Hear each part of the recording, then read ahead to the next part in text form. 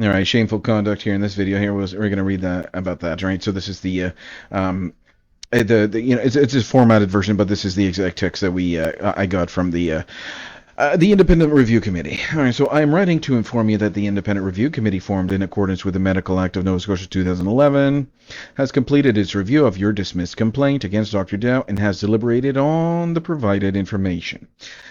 Your complaint concerns Dr. Michelle Dow, Dr. Michelle Maridow, a family physician practicing in Meteghan Center, Nova Scotia. You allege that she has provided care to your partner approximately 10.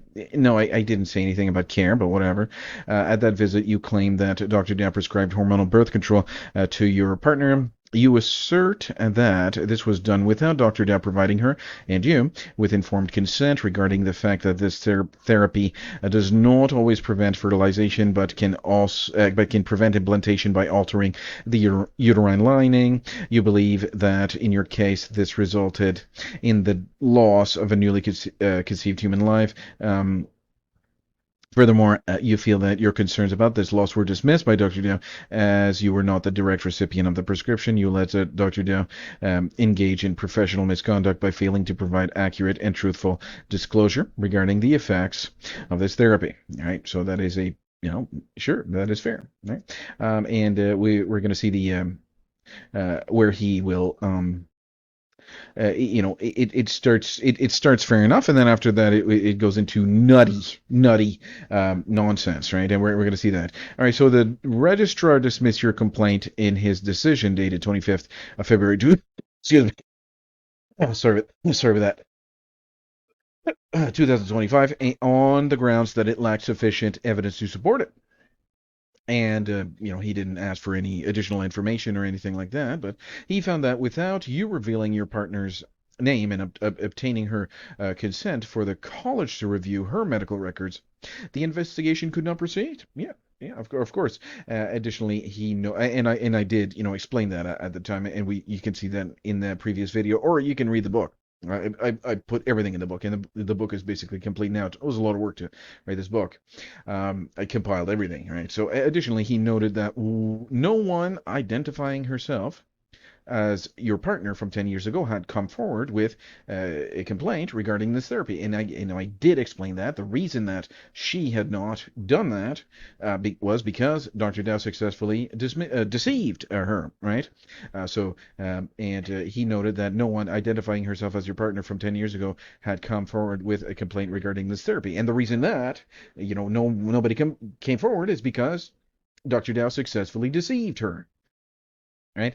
The committee's review focuses specifically on this decision made by the registrar, as the committee's ability to vary or overturn the registrar's decision is limited on the regulation that established it.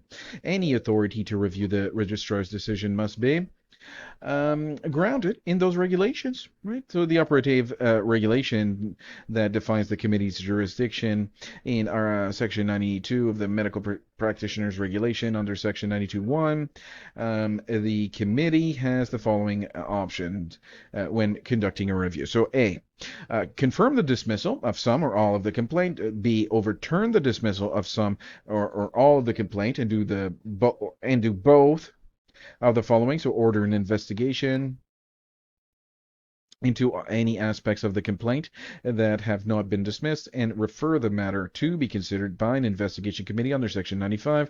The committee is independent of the registrar and exists to rubber stamp the dismissal. No, well, sure it does, but it exists to review the registrar's decisions. However, the committee cannot substitute its own decision for that of the registrar. Of course you can't. You can't do anything. You're useless. If the committee finds that the registrar's decision fails to consider evidence supporting a complaint that does not acknowledge the lack of evidence contradicting the complaint or lacks thoroughness or logical reasoning, or if the registrar's process was procedurally unfair, which it certainly was, the committee may exercise the powers granted under Section 92(1)(b) to correct the issue. If such a correction is deemed necessary, the committee may order a further investigation to be conducted by the investigation committee of the college. In your request for review, among other grounds, you argue that the registrar failed to investigate the substantive allegation of your complaint. You state that the college should examine whether physicians in general are adhering to the principle of informed consent. Of course.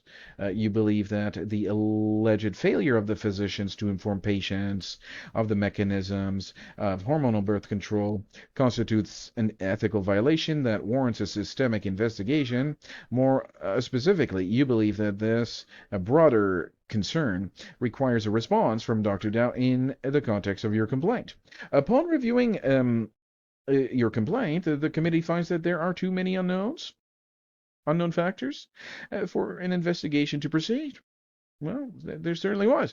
There certainly was too many unknowns, and it wasn't because of my I didn't do my due diligence or anything like that. It was certainly because the registrar had failed to ask. So he was very very happy that there was no evidence and I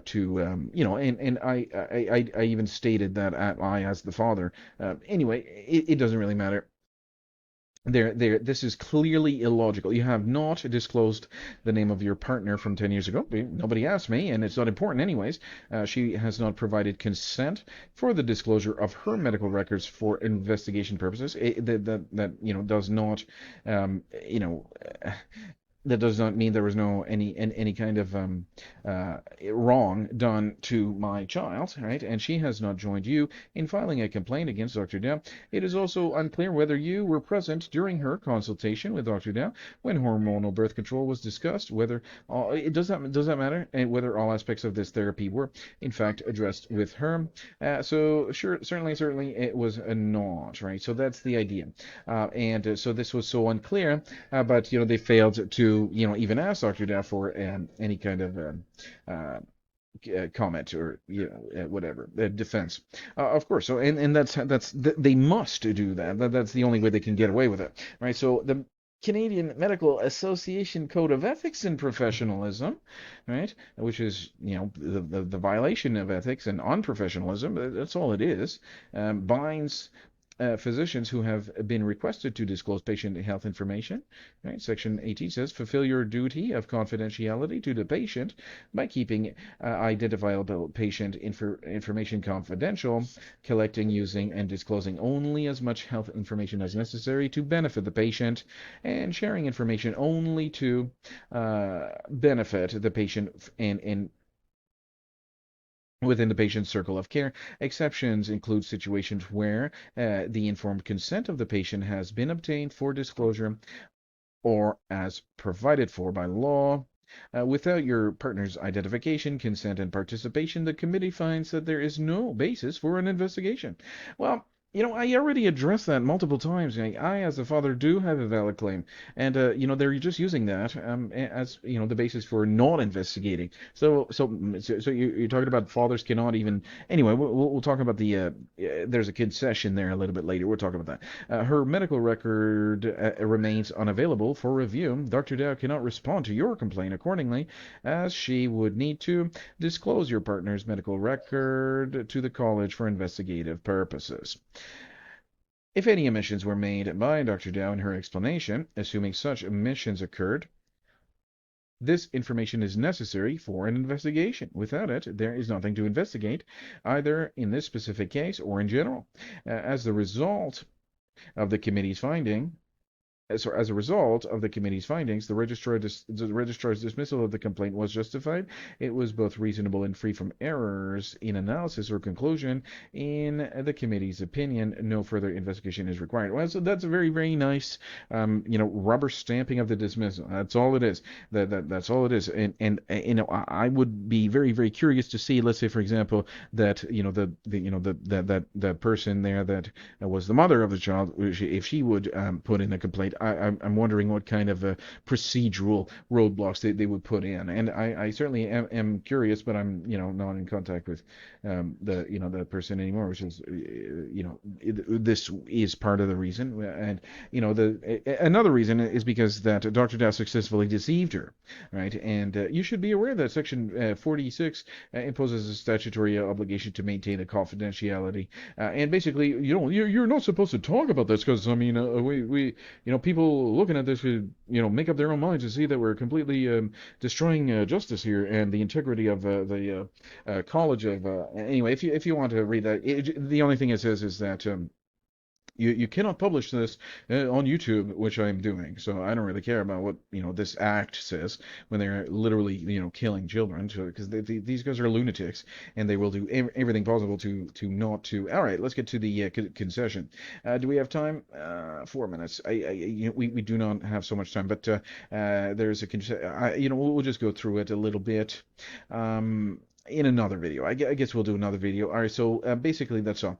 We'll get to the concession in another video. But basically, as a an honorable response to this kind of nutty nonsense would be for a concession to be made, right? A letter of concession. That means you admit that these people are have won, right? They win. They are the winner, right? Congratulations, you won. Why? Because of logic and reasoning? No, because you have these types of government guys with guns that are willing to continue on killing babies to keep on the baby killing machine going. So let's review this. Okay.